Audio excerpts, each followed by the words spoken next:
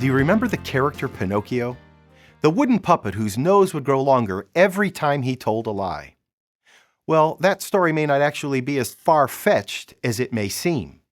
Researchers from the University of Granada, Spain, Department of Experimental Psychology, have discovered that when a person tells a lie, there is an increase in the temperature around their nose and in the orbital muscle in the inner corner of their eyes.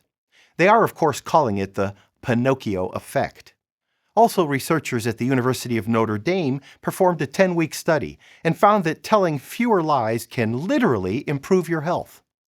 This new research shows that when people managed to reduce their lies, they reported significantly improved physical and mental health. Notre Dame psychology professor and lead author Anita Kelly says, participants could purposefully and dramatically reduce their everyday lies, and that in turn was associated with significantly improved health. Those who reduced their lying suffered less from physical complaints, such as sore throats and headaches, as well as feeling tense or melancholy. According to a science of honesty, recent evidence indicates that Americans average about 11 lies per person per week. Frankly, that seems a bit conservative. With my tongue buried deep in my cheek, I wonder if they included politicians in their research. Regardless, it does seem to be a scientific fact that lying is a health hazard.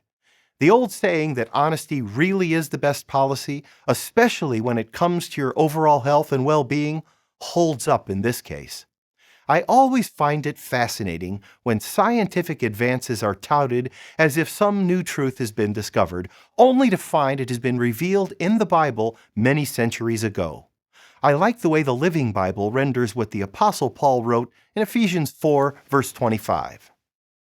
Stop lying to each other, tell the truth, for we are parts of each other, and when we lie to each other, we are hurting ourselves.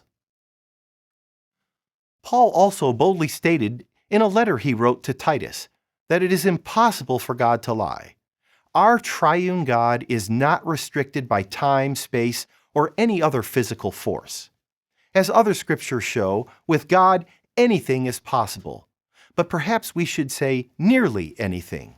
His very character has determined that he will never do some things, because to do them would be to contradict the very nature of his core being. Since he created us, it follows that he really does know what is best for us. That includes telling the truth. You may remember that Pinocchio's great dream is to be transformed from being a wooden puppet into a real boy. Eventually this happens, and he becomes a real son to the man who made him. Again, an interesting analogy because God, who remember cannot lie, has told us that he will transform us, restoring us to who we were meant to be. That is the truth, and I tell you this with confidence. My nose is not getting any longer. I'm Joseph Tkach, speaking of life.